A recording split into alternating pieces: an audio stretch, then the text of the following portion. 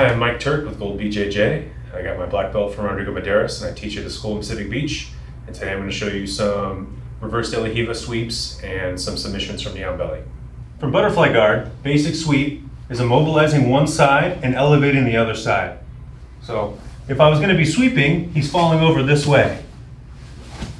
What he wants to do is he wants to base out with his hands. So I'm controlling his arm so he can't. I've got his lapel, so I'm holding him down, breaking his posture.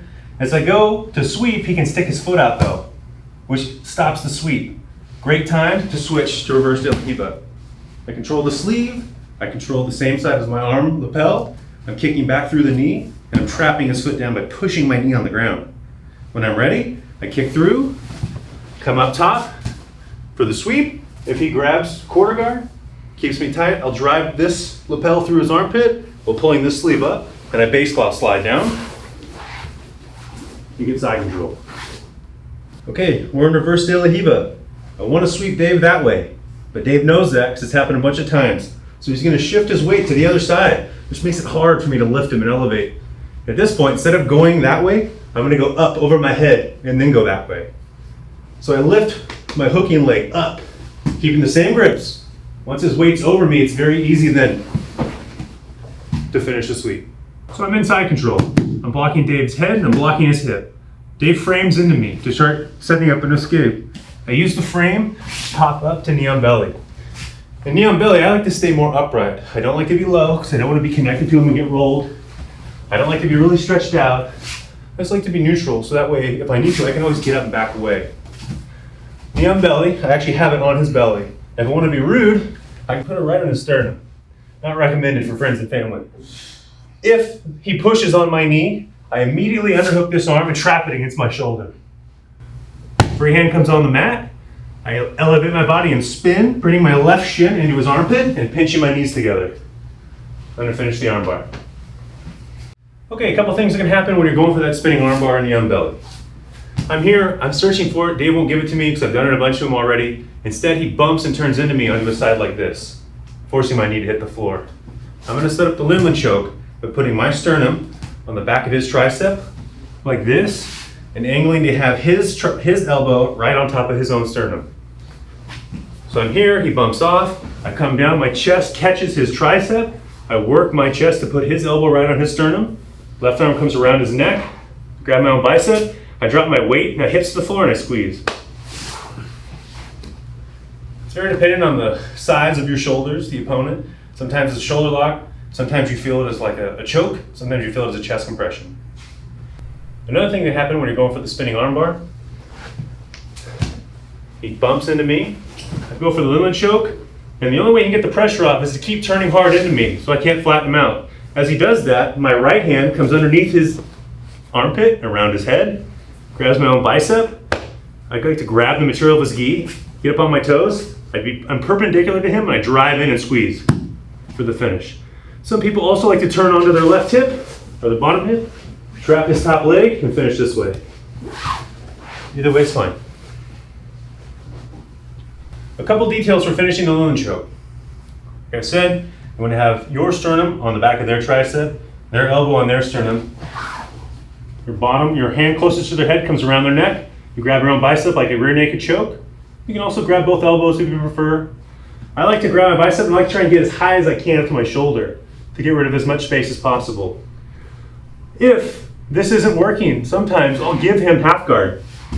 If he takes it, it now means his hips are tied to the floor, which makes it way easier for me to exert a ton of pressure on his neck. It's because the only defense he has is to turn into me. So as soon as he entangles my leg, his hips can't turn into me anymore. If I'm trying to finish and he won't take the half, this becomes very hard. He keeps turning into me harder and harder and harder. I'm not going to get it. That's when I would go for the darce. I slide my bottom hand underneath his armpit and around his head. Grab my own bicep, grab the gi material on his back. I sprawl out and I squeeze as I drive into him. If that's not working, you can also turn onto your hip, trap his top leg, and finish this way. Okay, let's link it all together. I start in butterfly guard. I have my grips. Dave's been here before, he puts his foot up. I switch to reverse de la Riva, I trap his leg. I try to sweep. It's not working because he puts his weight over.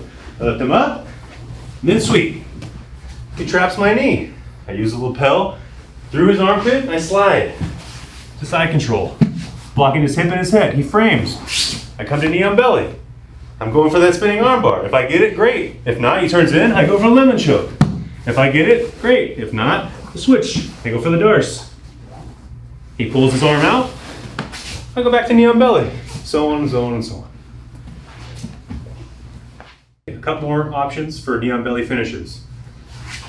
Knee on belly, I have good posture. My hand that's furthest from Dave is going to grab the lapel closest to me. My other hand, palm up, is going to slide under this. I'm going to feed my hand through by pulling the lapel. My thumb, if you can see, is really deep back up by the back of his neck. From here, this hand's going to come over, and I'm just going to grab the gi material here. I'm going to drop my elbow and start squeezing. If I need more pressure, I'm going to come all the way off knee on belly. I'm going to sprawl, and I'm going to finish. Another option from knee on belly. I'm here. I have good posture. The lapel farthest from me now, I open, like this. If Dave turns into me, I use that as a good time to feed it to my other hand. I slide all the way down to the end of the lapel, and when Dave tries to frame against me, I go back to knee on belly, still holding the lapel. My right hand now feeds behind his neck. I'm going to feed it to myself. I'm going to really pull this back in tight, and I'm going to go for a choke again. If this works, great. If not, I can come off again for more pressure. If Dave tries to fight the choke with his hands, I grab behind his elbow, I'm going to push his elbow down, and I'm going to go for the Bravo choke. Okay, Dave's going to put me in the Lindland choke. I'm going to show you how to escape. He traps my elbow against my sternum. He's got his sternum on my triceps, super uncomfortable. I feel it in my shoulder, feel it in my neck, feel it like I'm getting choked.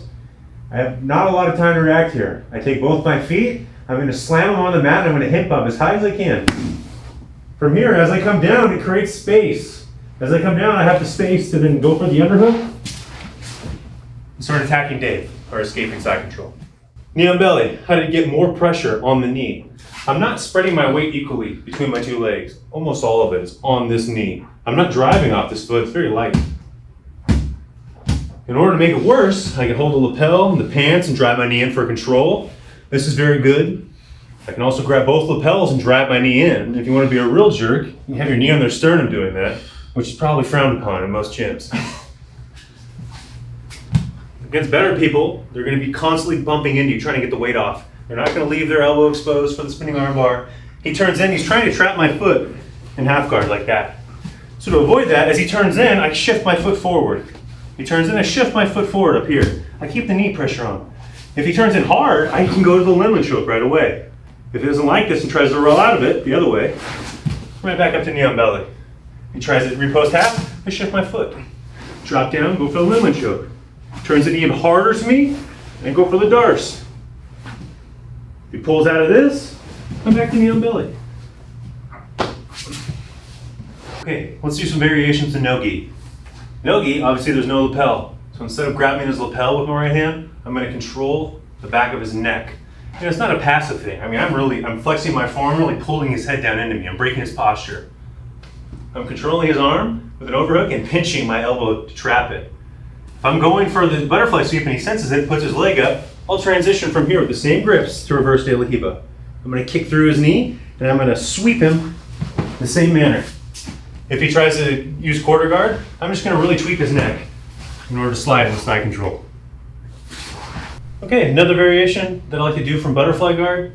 I'm controlling his neck, I've trapped his arm, I'm pinching. Because his elbow is past my knee, I can attack his arm now. I lift this left knee up on top of his shoulder and pinch. I'm pinching my right and my left knees together. He's totally controlled at this point. I can just reach back, get a straight arm bar. If that's not working, I can lock a Kimura grip for a lot more leverage and power. Good news is, in no-gi, all those knee on belly moves work exactly the same. It actually might even be a little easier to get. I'm here, knee on belly, good posture. He pushes on my knee.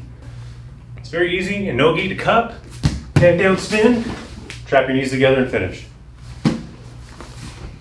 Also, from knee on belly, in no-gi, I go for the spinning armbar, but he turns into me. It's very easy to get the Lindland choke in no-gi because it's a lot easier to manipulate his arms. There's no friction of the gi in the way. I get his elbow on his sternum, my sternum on the back of his tricep. I get off my knees, I'm on my toes, lots of pressure, and squeeze. When I'm squeezing, I'm not just squeezing, I'm actually turning a little bit. forces his body down, really compresses his diaphragm, and a lot of pressure on his neck. So again, knee on belly, going for the arm. He won't give it to me, he turns into me. I use my sternum to find the sweet spot, get his elbow right on his sternum, lock my hand that's under his head on my bicep. I squeeze, I'm off my knees, I'm on my toes, and I turn. Let's do the darce. Knee on belly. Also, I believe this is an easier position, knee on belly, because there's less friction. He turns into me, I'm going for Lindland, but I'm not getting it. I push his head down, I shove my hand through, and I slide my arm down the back of his head. Hand goes right on his back, on my toes, drive in, squeeze, or I turn on my hip, trap his leg, squeeze. All right, some details for finishing the Lindland choke. Where does his elbow go, actually? I want his elbow like this, right here. My sternum is going right here. So if you lay down, I'm using my chest to make sure that I keep his elbow right on his sternum. Then I get my arm around the crossface, I grab my arm, and I'm ready to finish. If he's moving around, trying not to let his elbow touch his sternum, I'll use my sternum to bring his elbow back, dig it back in front of his chest.